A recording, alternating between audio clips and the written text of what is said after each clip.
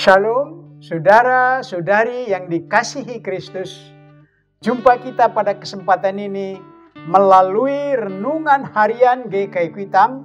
Hari ini Senin 27 Juni 2022 bersama saya Pendeta Emeritus Arti Sembiring.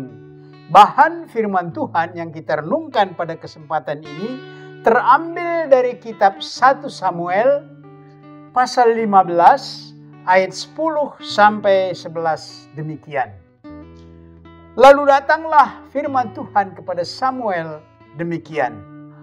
Aku menyesal karena aku telah menjadikan Saul raja, sebab ia telah berbalik daripada aku dan tidak melaksanakan firman-Ku. Maka sakit hatilah Samuel dan ia berseru-seru kepada Tuhan semalam-malaman. Demikianlah firman Tuhan ini. Berbahagialah orang yang mendengar firman Tuhan dan mengamalkannya dengan tekun dalam hidup sehari-hari. Dari firman Tuhan ini, tema kita berbunyi, awas, ditinggalkan roh Allah. Saudara-saudari, pada umumnya gereja memahami pentahbisan dan peneguhan seseorang menerima jabatan gerejawi seperti pendeta, imam, hamba Tuhan yang mereka terima itu melekat dalam diri pejabat itu, yaitu apa yang ditahbiskan, diteguhkan kepadanya melekat dalam diri pejabat itu. Karena panggilan menjadi pejabat seperti ini adalah panggilan Tuhan yang digerakkan oleh Roh Kudus. Demikian kita lihat murid-murid Yesus diberkati Tuhan Yesus saat dia naik ke sorga. Dan mereka mendapat kuasa menjadi Rasul Kristus pada saat pencurahan Roh Kudus pada hari Pentakosta. Saudara-saudari, sejak perjanjian lama dengan minyak urapan oleh imam atau nabi Allah itu dilakukannya, diurapi sebagai tanda pentahbisan seseorang menerima jabatan khusus seperti menjadi raja. Dalam bahan renungan kita ini, Saul ditahbiskan dengan pengurapan minyak oleh Imam Samuel menjadi Raja Israel. Demikian Saul menjadi raja. Begitu juga Daud ditahbiskan, diurapi oleh Samuel menjadi Raja Israel. Saul setelah diurapi, maka roh Allah berkuasa dalam dirinya. Roh itu memberi kekuatan, hikmat, memimpin umat Israel. Dia juga penuh kekuatan memimpin pasukan perangnya untuk mengalahkan musuh-musuh bangsa itu. Salah satu ketentuan bagi Saul, demikian juga bagi Daud, agar tetap disertai oleh roh Allah ialah mereka harus bergaul akrab dengan Tuhan, hidup sesuai dengan firman yang diperintahkan Tuhan kepada mereka. Kalau mereka tidak melaksanakan firman Tuhan, maka roh Allah meninggalkan mereka. Karena itu kekuatan, kuasa, hikmat dari Tuhan undur dari mereka. Ingat, itulah yang terjadi dengan Simson, hamba Tuhan ini. Demikian Saul mendapat perintah pada satu kali. Dia harus membawa pasukan perangnya mengalahkan orang Amalek. Orang Amalek itu di bawah pimpinan Raja Agag. Perintah firman Tuhan agar semua orang Amalek beserta ternak-ternak mereka harus dibinasakan. Raja Saul menang atas orang Amalek ini. Tetapi Saul memilih beberapa lembu sapi, kambing domba, tidak dibinasakan.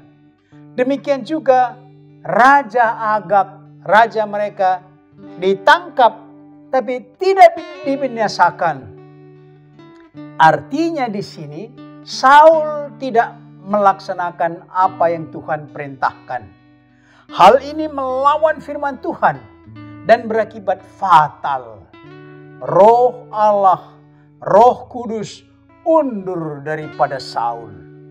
Pengganti roh Allah itu diberikan kepadanya roh jahat, membuat Saul menjadi bodoh, lemah, dan Imam Samuel mendapat penjelasan dari roh Allah bahwa Saul telah ingkar, tidak patuh, tidak setia kepada Tuhan. Itulah yang disampaikan oleh Samuel kepada Saul. Bagaimana Allah menolak Saul untuk meneruskan menjadi raja di Israel.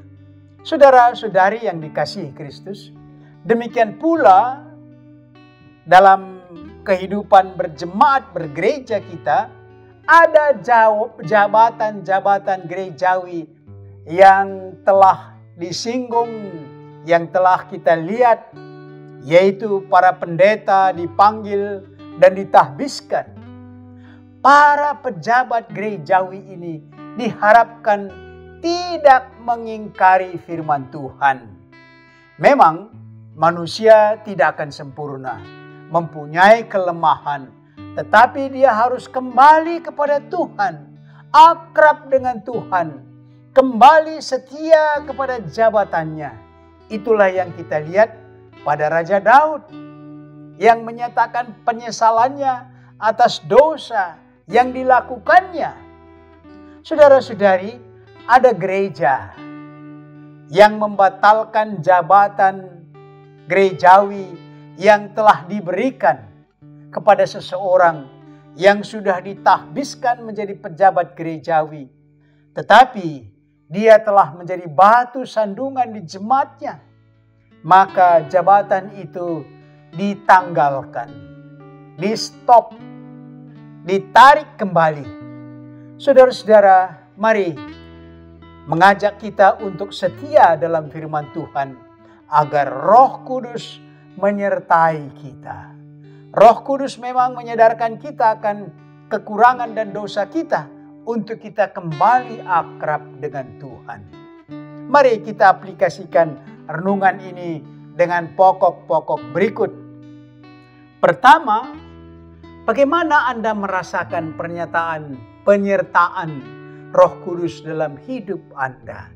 Bagaimana Anda menghayati, merasakan penyertaan Roh Kudus dalam hidup Anda? Yang kedua, ada gereja yang menyatakan Roh Kudus hadir dalam ibadah minggu mereka dengan nyanyian dan gerak yang berlebihan. Bagaimana pendapat Anda? Yang ketiga, apa usaha Anda untuk menjaga diri agar Roh Kudus tetap menyertai Anda? Mari berdoa. Ya Roh Kudus, tetaplah tinggal di hati kami, membawa damai sejahtera dan mampukan kami melakukan firman Tuhan dengan setia. Roh Kudus dengan banyak karunia memperkaya iman kami menjadi saksi dan melayani Tuhan. Dalam segala kelemahan kami, Roh Kudus menyadarkan kami akan kekurangan dan dosa kami dan membimbing kami untuk bertobat.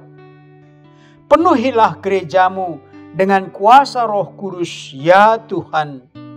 Bagi para pendeta, penatua, dan aktivis jemaat, agar kami semakin bertumbuh dalam iman, dalam kesaksian dan pelayanan kami. Inilah doa kami Dalam nama Tuhan Yesus. Amin.